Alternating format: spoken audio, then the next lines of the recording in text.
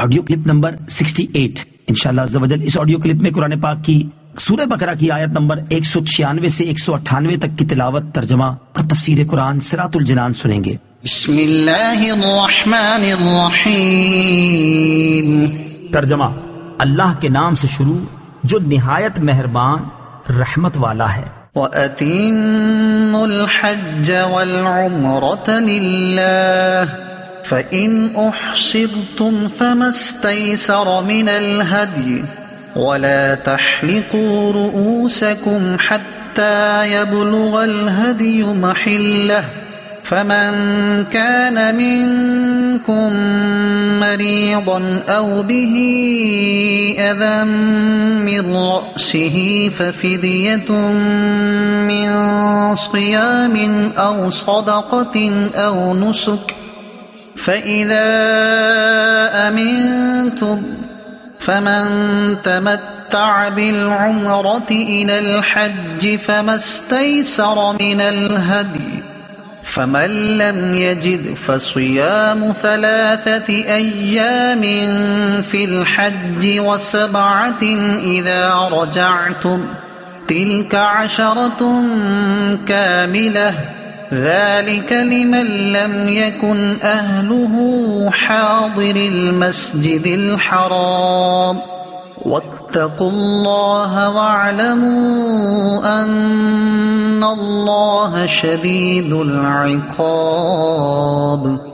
ترجمہ: اور حج اور عمرہ اللہ کے لیے پورا کرو، پھر اگر تمہیں مکے سے روک دیا جائے تو حرم میں قربانی کا جانور بھیجو جو میسر آئے، اور اپنے سر نہ منڈاؤ جب تک قربانی اپنے ٹھکانے پر نہ پہنچ جائے۔ پھر جو تم میں بیمار ہو یا اس کے سر میں کچھ تکلیف ہے تو روزے یا خیرات یا قربانی کا فدیہ دے۔ پھر جب تم اطمینان سے ہو تو حج سے عمرہ ملانے کا فائدہ اٹھائے، اس پر قربانی لازم ہے جیسی میسر ہو۔ پھر جو قربانی کی قدرت نہ پائے تو 3 روزے حج کے دنوں میں رکھے اور 7 روزے اس وقت رکھو جب تم اپنے گھر لوٹ کر جاؤ، یہ مکمل 10 ہیں۔ یہ حکم اس کے لیے ہے جو مکے کا رہنے والا نہ ہو، اور اللہ سے ڈرتے رہو اور جان رکھو کہ اللہ شدید عذاب دینے والا ہے۔ وَأَتِمُّوا الْحَجَّ وَالْعُمْرَةَ لِلَّهِ، اور حج اور عمرہ اللہ کے لیے پورا کرو۔ تفسیر صراط الجنان میں ہے، آیت میں مراد یہ ہے کہ حج و عمرہ دونوں کو ان کے فرائض و شرائط کے ساتھ خاص اللہ تعالیٰ کے لیے بغیر سستی اور کوتاہی کے مکمل کرو۔ حج کی تعریف اور حج و عمرہ کے چند احکام۔ حج نام ہے احرام باندھ کر 9 ذوالحجہ کو عرفات میں ٹھہرنے اور کعبہ معظمہ کے طواف کا۔ اس کے لیے خاص وقت مقرر ہے جس میں یہ افعال کیے جائیں تو حج ہے۔ حج 9 ہجری میں فرض ہوا، اس کی فرضیت قطعی ہے، اس کی فرضیت کا انکار کرنے والا کافر ہے۔ حج و عمرہ دونوں کے ہر مسئلے میں بہت تفصیل ہے، اس کے لیے بہار شریعت کے حصہ نمبر 6 کا مطالعہ کریں۔ فَإِنْ أُحْصِرْتُمْ، تو اگر تمہیں روک دیا جائے۔ تفسیر صراط الجنان میں ہے، یہاں سے حج کے ایک اہم مسئلے کا بیان ہے جسے احصار کہتے ہیں۔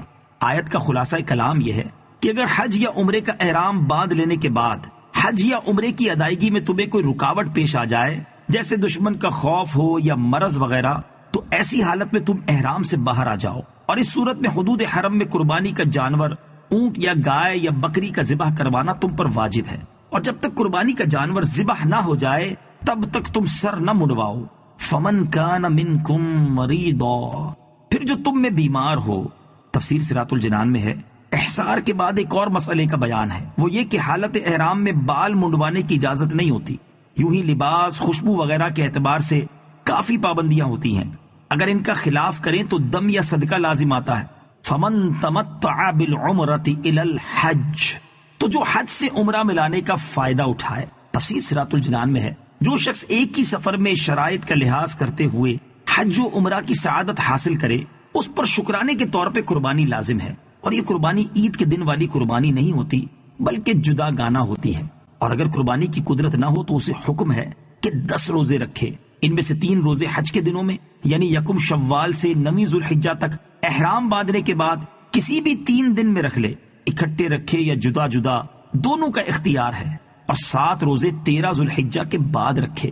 مکہ مکرمہ میں بھی رکھ سکتے ہیں، لیکن افضل یہ ہے کہ گھر واپس لوٹ کر رکھے۔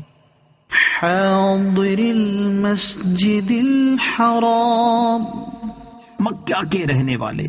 تفسیر صراط الجنان میں ہے حج تمتع یا حج قران کا جائز ہونا صرف آفاقی یعنی میقات سے باہر والوں کے لیے ہے۔ حدود میقات میں اور اس سے اندر رہنے والوں کے لیے نہ تمتع کی اجازت ہے اور نہ قران کی، وہ صرف حج افراد کر سکتے ہیں۔ الحج اشہر معلومات فمن فرض فيهن الحج فلا رفث ولا فسوق ولا جدال في الحج وما تفعلوا من خير يعلمه الله وتزودوا فإن خير الزاد التقوى واتقون يا أولي الألباب۔ ترجمہ، حج چند معلوم مہینے ہیں تو جو ان میں حج کی نیت کرے تو حج میں نہ عورتوں کے سامنے صحبت کا تذکرہ ہو اور نہ کوئی گناہ ہو اور نہ کسی سے جھگڑا ہو، اور تم جو بھلائی کرو اللہ اسے جانتا ہے، اور زاد راہ ساتھ لے لو، پس سب سے بہتر زاد راہ یقیناً پرہیزگاری ہے، اور اے عقل والو مجھ سے ڈرتے رہو۔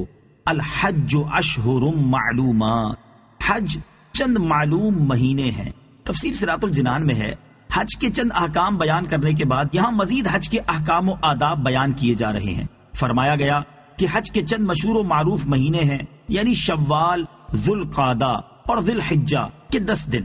حج کے ارکان صرف 7ویں ذوالحجہ سے 12ویں تک ادا ہوتے ہیں، مگر شوال، ذی قعدہ کو بھی حج کے مہینے اسی لیے کہا گیا ہے کہ ان میں احرام باندھنا بلا کراہت جائز ہے، اور ان سے پہلے حج کا احرام باندھنا مکروہ ہے۔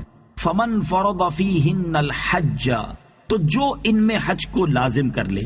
تفسیر صراط الجنان میں ہے یعنی جو شخص احرام باندھ کر یا ہدی کا جانور چلا کر حج کو اپنے اوپر لازم کر لے، اس پر یہ چیزیں لازم ہیں۔ نمبر 1، رفث سے بچنا۔ رفث سے مراد ہے کہ ہم بستری کرنا یا عورتوں کے سامنے اس کا ذکر کرنا یا فحش کلام کرنا، البتہ نکاح کر سکتا ہے۔ نمبر 2، فسوق سے بچنا۔ فسق کا معنی ہے گناہ اور برائی کے کام۔ نمبر 3، جدال سے بچنا۔ جدال سے مراد ہے اپنے ہم سفروں سے یا خادموں سے یا غیروں کے ساتھ جھگڑنا۔ یاد رہے کہ گناہ کے کام اور لڑائی جھگڑا تو ہر جگہ ہی ممنوع ہے، لیکن چونکہ حج ایک عظیم اور مقدس عبادت ہے، اس لیے اس عبادت کے دوران ان سے بچنے کی بطور خاص تاکید کی ہے۔ وما تفعلوا من خیر، اور تم جو بھلائی کرو۔ تفسیر صراط الجنان میں ہے برائیوں کی ممانعت کے بعد نیکیوں کی ترغیب دی گئی ہے کہ بجائے فسق کے تقوی اور بجائے لڑائی جھگڑا کے اخلاق حمیدہ اختیار کرو۔ وتزودوا، اور زاد راہ لو۔ تفسیر صراط الجنان میں ہے شان نزول۔ بعض یمنی لوگ حج کے لیے بغیر سامان سفر کے روانہ ہوتے تھے اور اپنے آپ کو متوکل یعنی توکل کرنے والا کہتے تھے، اور مکہ مکرمہ پہنچ کر لوگوں سے مانگنا شروع کر دیتے، اور کبھی غصب اور خیانت کے مرتکب بھی ہوتے۔ ان کے بارے میں یہ آیت نازل ہوئی اور حکم ہوا کہ سفر کا سامان لے کر چلو، دوسروں پر بوجھ نہ ڈالو اور سوال نہ کرو کہ یہ تمام چیزیں توکل اور تقوی کے خلاف ہیں، اور تقوی بہترین زاد راہ ہے۔ نیز یہ بھی سمجھا دیا گیا کہ جس طرح دنیاوی سفر کے لیے سامان سفر ضروری ہے، ایسے ہی سفر آخرت کے لیے پرہیزگاری کا سامان لازم ہے۔ واتقونی، اور مجھ سے ڈرو۔ تفسیر صراط الجنان میں ہے عقل والے کہہ کر اس لیے مخاطب کیا گیا تاکہ لوگوں کو سمجھ آ جائے کہ عقل کا تقاضا خوف الہی ہے۔ جو اللہ تعالیٰ سے نہ ڈرے وہ بے عقلوں کی طرح ہے۔ عقل وہی ہے جو اللہ تعالیٰ سے خوف پیدا کرے، اور جس عقل سے آدمی بے دین ہو وہ عقل نہیں بلکہ بے عقلی ہے۔ ابو جہل بے عقل تھا اور حضرت بلال رضی اللہ تعالی عنہ عقل مند تھے۔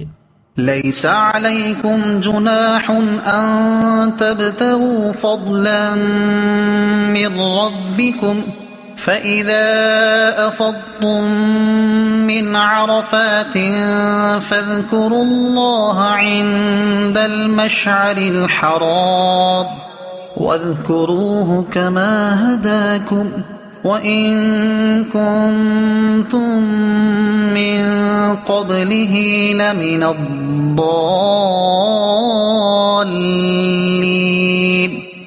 ترجمہ، تم پر کوئی گناہ نہیں کہ تم اپنے رب کا فضل تلاش کرو، تو جب تم عرفات سے واپس لوٹو تو مشعر حرام کے پاس اللہ کو یاد کرو اور اس کا ذکر کرو، کیونکہ اس نے تمہیں ہدایت دی ہے، اگرچہ اس سے پہلے تم یقیناً بھٹکے ہوئے تھے۔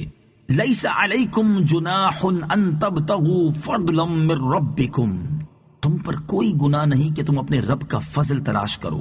تفسیر صراط الجنان میں ہے شان نزول. بعض مسلمانوں نے خیال کیا کہ راہ حج میں جس نے تجارت کی یا اونٹ کرائے پر چلائے اس کا حج ہی ضائع ہو گیا. اس پر یہ آیت نازل ہوئی. فَإِذَا أَفَضْتُم مِّنْ عَرَفَاتٍ، تو جب تم عرفات سے واپس لوٹو. تفسیر صراط الجنان میں ہے عرفات ایک مقام کا نام ہے جو حج میں وقوف یعنی ٹھہرنے کی جگہ ہے. مشہور مفسر ضحاک کا قول ہے کہ حضرت آدم علیہ السلام اور حضرت حوا رضی اللہ تعالی عنہا جدائی کے بعد 9 ذوالحجہ کو عرفات کے مقام پر جمع ہوئے اور دونوں نے ایک دوسرے کو پہچانا. اس لیے اس دن کا نام عرفہ اور مقام کا نام عرفات ہوا. عند المشعر الحرام، مشعر حرام کے پاس. تفسیر صراط الجنان میں ہے مشعر حرام مزدلفہ میں وہ جگہ ہے جہاں امام حج وقوف مزدلفہ کرتا ہے. مزدلفہ میں واقع وادی محسر کے سوا تمام مزدلفہ وقوف کا مقام ہے. مزدلفہ میں رات گزارنا سنت ہے اور فجر کا وقت شروع ہونے سے لے کر طلوع آفتاب کے دوران کم از کم 1 لمحے کے لیے وہاں ٹھہرنا واجب ہے. بغیر عذر وقوف مزدلفہ ترک کرنے سے دم لازم آتا ہے اور مشعر حرام کے پاس وقوف افضل ہے. مزدلفہ میں وقوف کے دوران تلبیہ، تحلیل و تکبیر اور ثنا و دعا وغیرہ میں مشغول رہنا چاہیے. 9 ذوالحجہ کو مزدلفہ میں نماز مغرب و عشاء کو ملا کر عشاء کے وقت میں پڑھنا ہوتا ہے. وَاذْكُرُوهُ، اور اسے یاد کرو. تفسیر صراط الجنان میں ہے فرمایا گیا کہ تم ذکر و عبادت کا طریقہ نہ جانتے تھے. اللہ تعالیٰ نے حضور اکرم صلی اللہ علیہ وسلم کے ذریعے تمہیں عبادت کے طریقے سکھائے، لہٰذا اس نعمت پر اللہ تعالیٰ کا شکر ادا کرو.